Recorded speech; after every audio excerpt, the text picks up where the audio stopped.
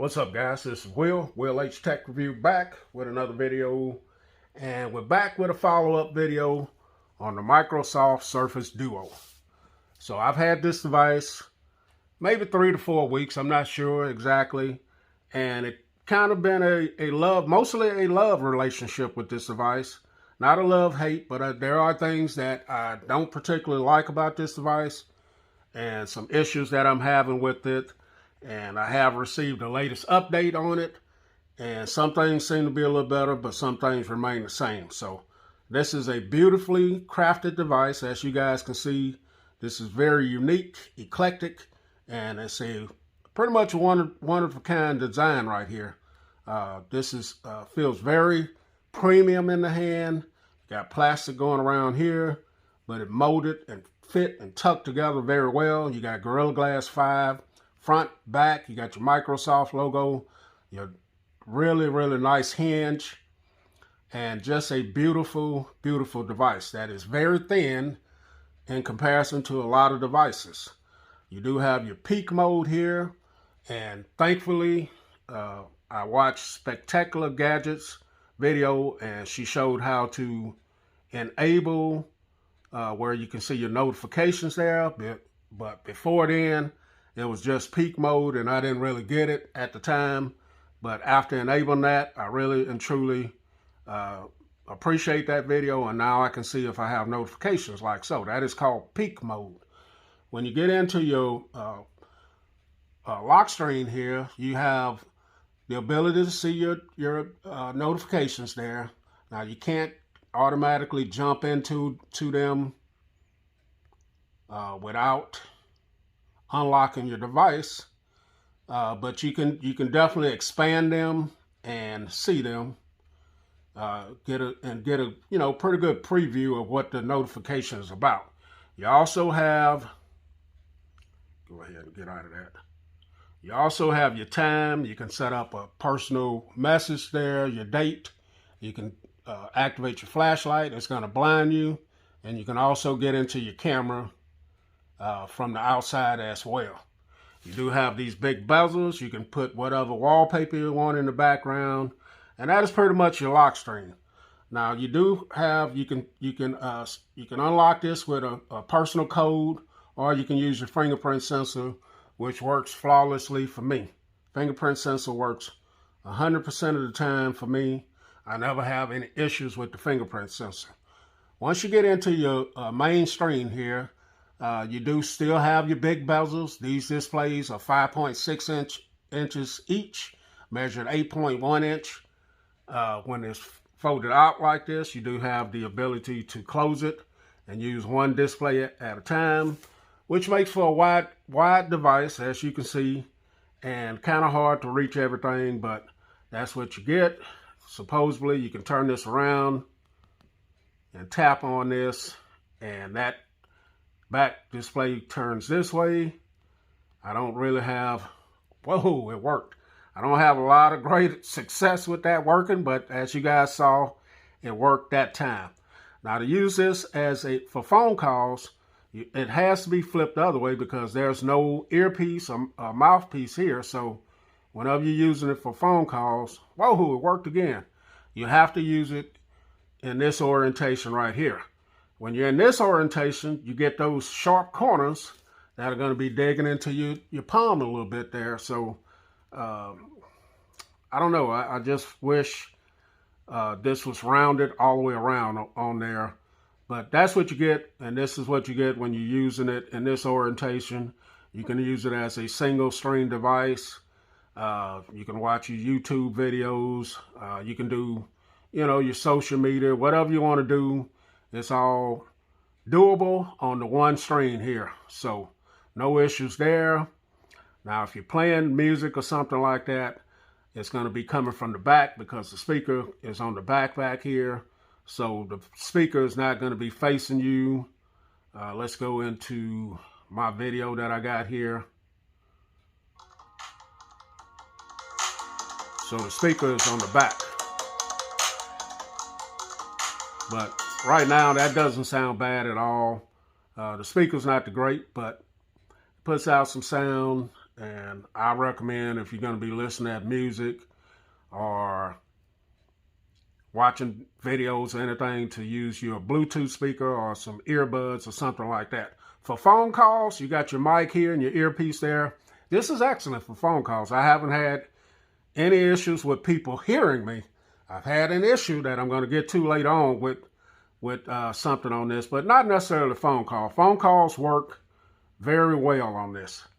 So when you go back to this mode here, this is what you get. You still get your big buzzers, like I said, which are not too bad, and you know, they're not too bad. So when you swipe this way, you do get your, you can set up different widgets, I call it over here. I'm not sure what the technical name is, but as you can see, I have my daily verse, my score, I have a big calendar there, and you know, you can pretty much set up what you want.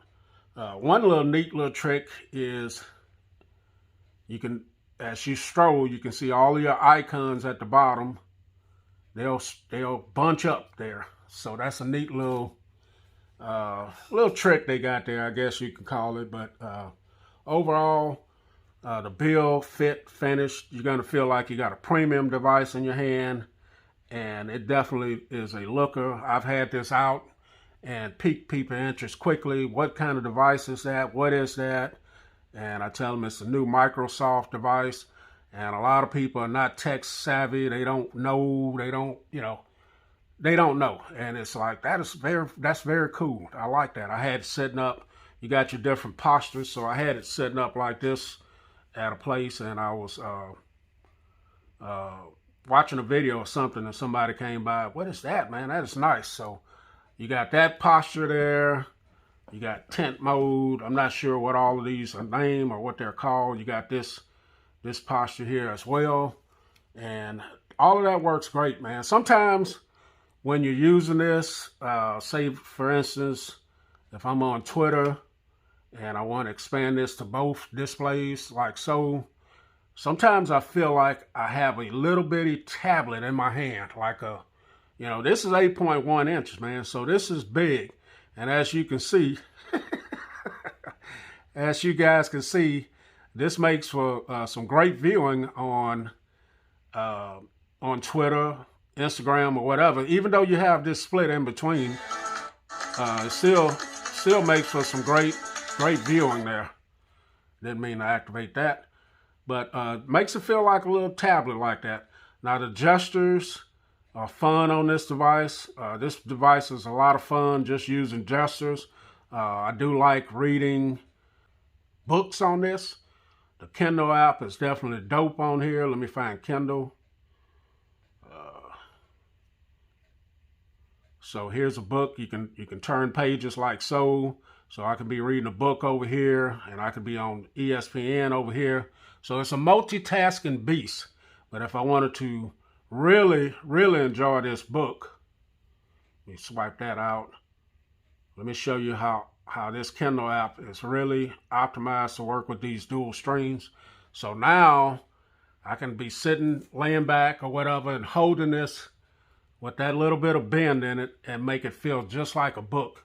And I can turn my pages and I can continue to read just like I have a book. So that is awesome right there. I can go ahead and swipe that away. Another app that's really optimized well is your news app. You have the ability to swipe this from side to side, and you can span this. And with the news app, whatever, this is your main page over here where you can choose politics, crime, good news. Let's go to good news for a change. And so let's open this article up. So if I open it up over here, it appears over here. So that gives me that much more space to read and enjoy this. And I can change the font size of it. I can change if I want to view it in light, like so. Just different things you can change. The way you view this, I can change it to book style, just like this. So you have different things. That app is very well optimized for this dual stream display. So if you want to play games on this, so let's go into Shadow Fighter 2 here. So you can play just like this. This one display, you can fold this back and use it like this, so you guys can see. Or I can take and expand this across like so, both displays, and this is what you get. So some games are going to look good on this, some games are not, but to me this is very well, this looks good. This game does. So you won't have any issues with a game like this. So let's go ahead and open up something else. Let's see. What about Subway Surfers? If you wanted to use this spread across both displays. So if I wanted to play it like this,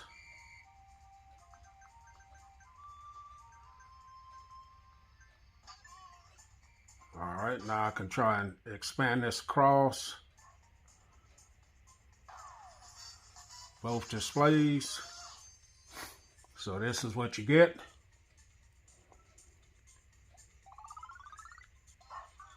So I don't know if this is ideal. I mean, it's doable, but you do have that big line going through there. And for me, I could probably play this like this. So it's a hit and miss with different games, I would assume. But this game is not bad playing it like that. So let's get out of this. All right, so like watching videos or Netflix or something like that, I got YouTube up here. So this is my video. If I wanted to expand this, I can just simply hit the little box right there, or I can simply turn it like so. And if I wanted to expand this across both displays, this is what you get. I'm not going to say that's ideal. One of my favorite ways to look at it is like this, because now I can respond to my comments on there. So if I wanted to respond to this, this is what the keyboard looks like. So a nice, good sized keyboard there. That is, that's not too bad. You also get your little floating window there if you wanted to continue to watch that video and say, go to social media here, go to Twitter, and then if I wanted to open up something else over here, I could do that as well. So ESPN, and I still got my little video playing in the background. So like I said, this is a multitasking beast that you can do a lot of things with on this. Okay, so let's talk about the camera on this device. I haven't had the camera's not too bad. It's not ideal camera where you have to open it up and flip it around and all that stuff to get, to get to where you can take a picture. As you can see, now it finally flipped around.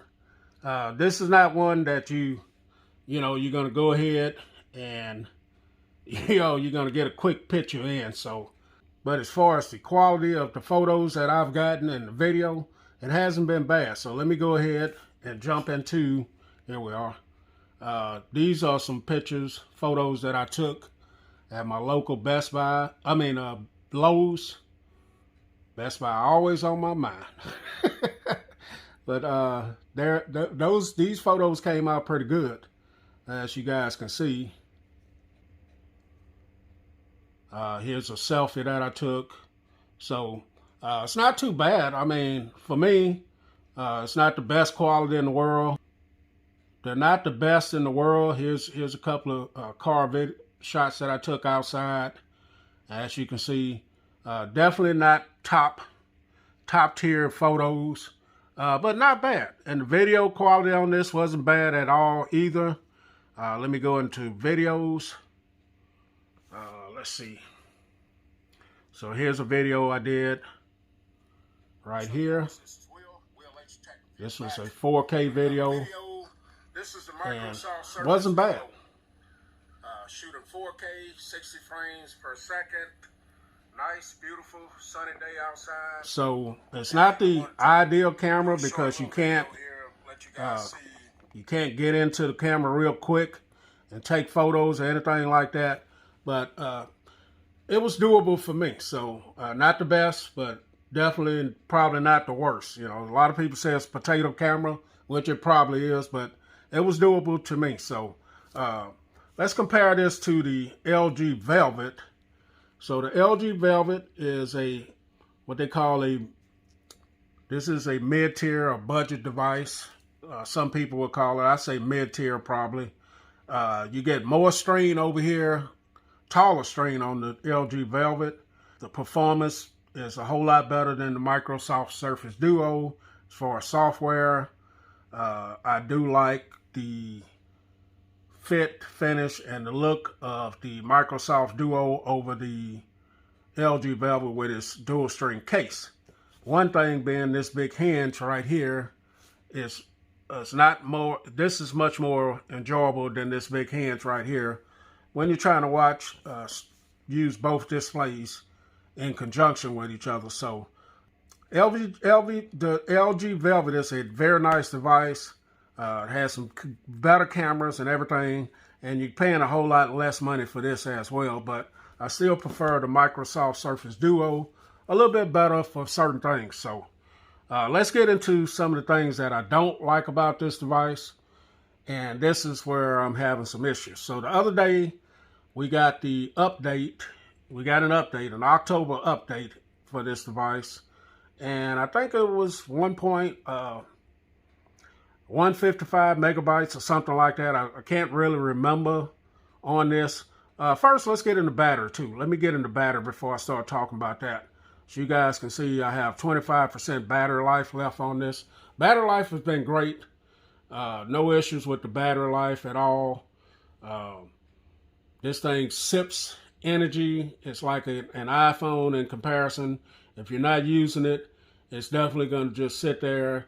If you turn it off at 12 o'clock that night and wake up at 8 o'clock, you got 40%. You're going to probably have 38 or 39% left in the morning. So battery life is outstanding on this. So I wanted to touch on battery life. So let's get back to the update that we had and some of the issues that I've been having with this device. So let's go down.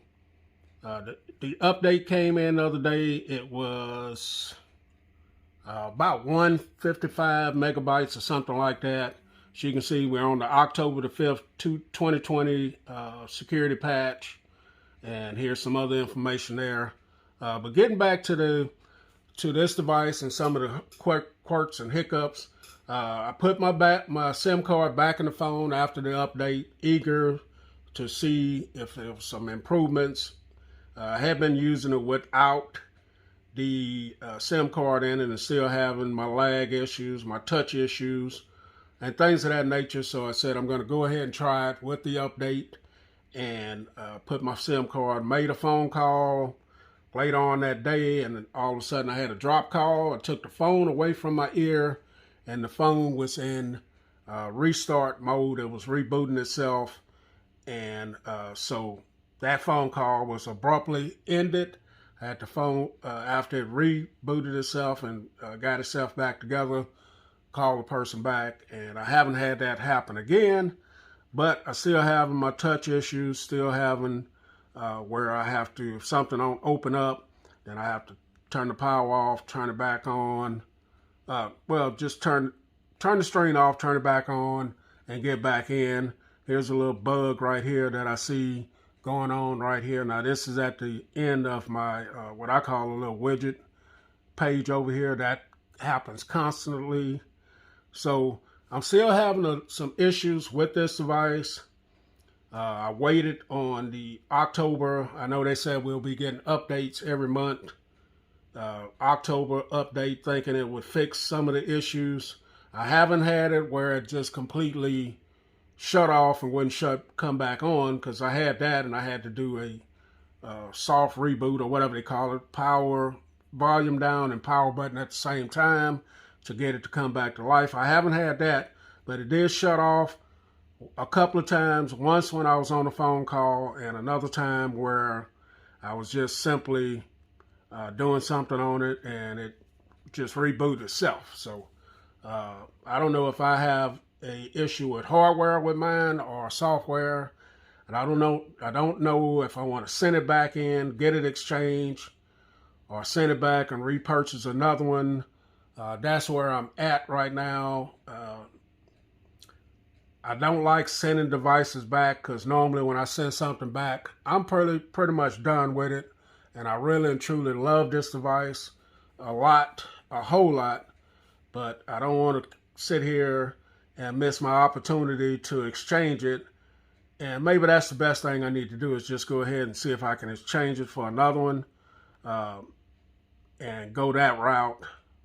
But I'm just kind of unsure because this is a device that I really and truly have been enjoying. I love everything about it, the build quality, the gestures. I love that it's unique, it's eclectic, it's different. So that's where I am, and that's my follow-up on this device. If I do end up sending it back, it will come back to Will H Tech Review again because that's how much I enjoyed this form factor. Will H Tech Review, follow up on the Microsoft Surface Duo. Catch you guys in the next video. I'm out.